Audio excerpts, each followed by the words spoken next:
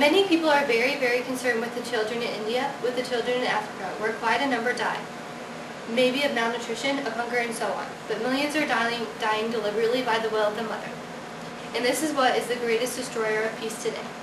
Because if a mother can kill her own child, what is left for me to kill you and you kill me? There is nothing in between. By Mother Teresa. An unborn baby's heart begins to beat between the 18th and 25th day. Electrical brainwaves in a baby's brain have been recorded as early as 40 days after conception. Babies have survived outside of the woman's womb at only 20 weeks, when a full-term pregnancy is 40. At 8 to 9 weeks, the eyelids have begun forming and hair appears.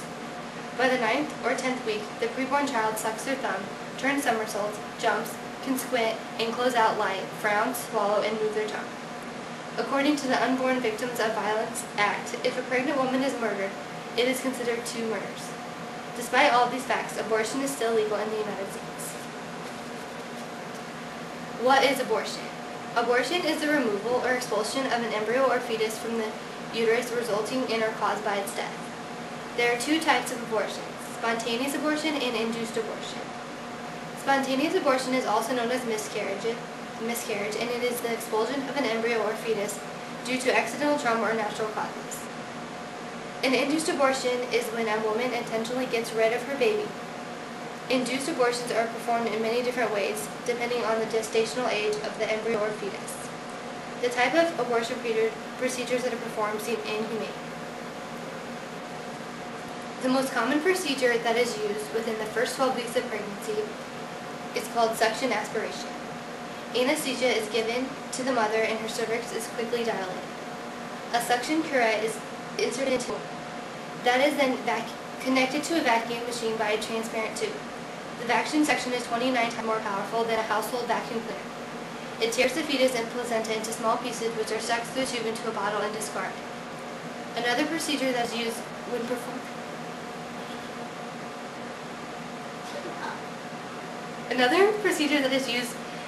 performing abortions is dilation and curettage. This is kind of like the suction method. Another procedure that is used when performing abortions is dilation and curettage. This is kind of like the suction method, except another instrument is used. It is a hook-shaped knife which cuts the baby into pieces. The pieces are scraped out through the cervix and discarded. Dilation and evacuation is another type and is used up to the 18 weeks of pregnancy. A pair of forceps is inserted into the womb to grasp part of the fetus. The teeth of the forceps twist and tear the bones of the unborn child. The process is repeated until the fetus is totally dismembered and removed. Usually the spine must be snapped and the skull crushed in order to remove it. Another method is salt poisoning. It is used after 16 weeks when the woman is 4 months pregnant. A long needle injects a strong salt solution through the mother's abdomen in the baby's sac. The baby swallows the fluid and is poisoned by it. It also burns off the outer layer of the skin. It normally takes somewhat over an hour for the baby to die from this. Within 24 hours, laboring mother will give birth to a dead or dying baby. There have even been cases of these babies being born alive. They are usually left unintended to die, however, a few have survived and later been adopted. Another type is prostaglandin chemical abortion. This form of abortion uses chemicals developed by the Upjohn Pharmaceutical Company, which causes the uterus to contract intensely, pushing out the developing baby. The contractions are more violent than normal contractions, so the unborn baby is frequently killed by them. Some have even been decapitated. Another procedure... Wait, I don't have my spot yet. No. Another type is prostaglandin chemical abortion. This form of abortion uses chemicals developed by the Upjohn Pharmaceutical Company, which cause the uterus to contract intensely, pushing out the developing baby. The contractions are more violent than normal contractions, so the unborn baby is frequently killed by them, and some have even been decapitated. Another procedure is partial birth abortion, which is now illegal in the United States. It is extremely inhumane and should be considered murder. When a baby is delivered alive, it is not an abortion, but it is murder. First, the abortionist grabs the baby's legs with forceps. The baby's legs is pulled out into the birth canal. The abortionist delivers the baby's entire body except for the head. The abortionist jams scissors into the baby's skull. The scissors are then opened to enlarge the skull. The scissors are removed and a suction catheter is inserted. The children's brains are sucked out, causing the skull to collapse. The dead baby is then removed. People who have performed abortions have said some pretty disturbing things about what it's like. As stated in New Dimensions magazine, the women are never allowed to look at the ultrasound because we knew that if they so much as heard the heartbeat, they wouldn't want to have an abortion, said Dr. Randall in the article Pro-Choice 1990 Skeletons in the Closet. As also quoted in that same article, they took that little baby that was making little sounds and moving and kicking and set it on the table in a cold stainless steel bowl. Every time I would look over while we were repairing the incision in uterus and finishing the cesarean, I would see that little person moving in the bowl, and they kicked and moved less and less. Of course, as time went on, I can remember going over and looking at the baby when we were done with the surgery and the baby was still alive. You could see the chest was moving and the heart was beating, and the baby would try to take a little breath, and it really hurt inside. And it began to educate me as what abortion really was. Ronald Reagan once said, "I've noticed that everybody that is for abortion has already been born." Yes, it is a simple quote, but if you think about it, it's very true. The baby does not make the choice, but the mother makes the choice of whether or not a person gets a chance to live. There are many different circumstances that people put into consideration when deciding whether or not they are for or against abortion. Many people believe that when women are victims of rape and become pregnant by this act, that it is a good reason for them to have an abortion. In Victims and Victors, a book written by David Reardon, A.B. Sobey, and Julia McAmey, 192 women were interviewed. These women had abortions after they became pregnant from rape. Nearly all of the women said they regretted their abortion, and over 90% said they would discourage other rape victims from choosing abortion. Another thing is where there could be potential health problems regarding either the mother or the child. Then should abortion be okay? 1% of all abortions occur because of rape or incest. 6% of all abortions occur because of potential health problems that could arise in either the mother or the child.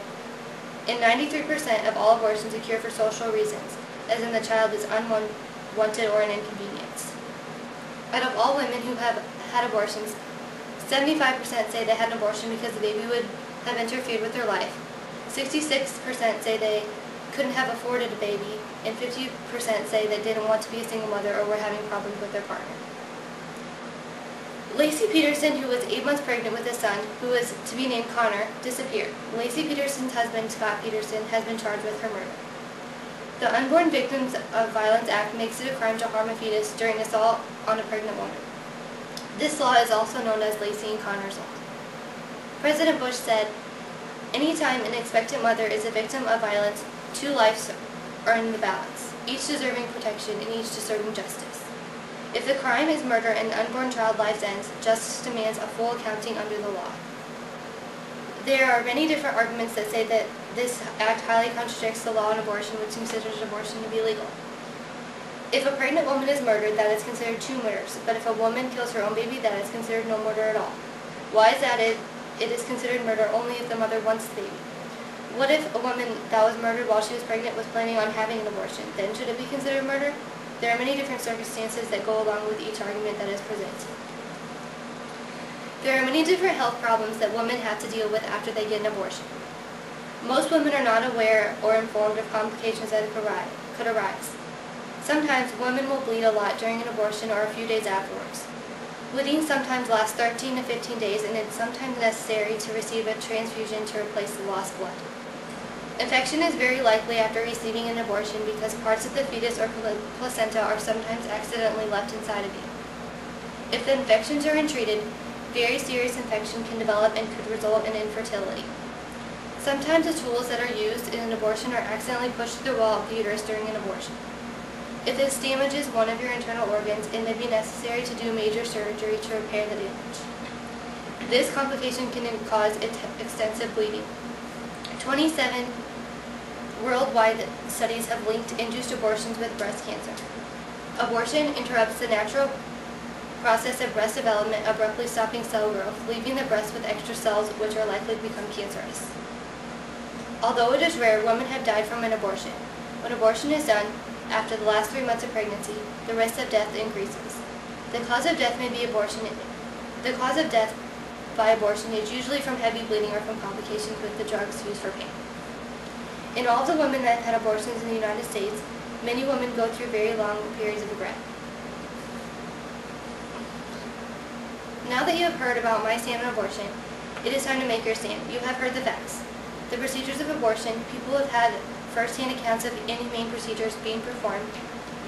You have heard statistics, health risks, and the Unborn Victims of Violence Act, and there are reasons why I think that abortion should be illegal.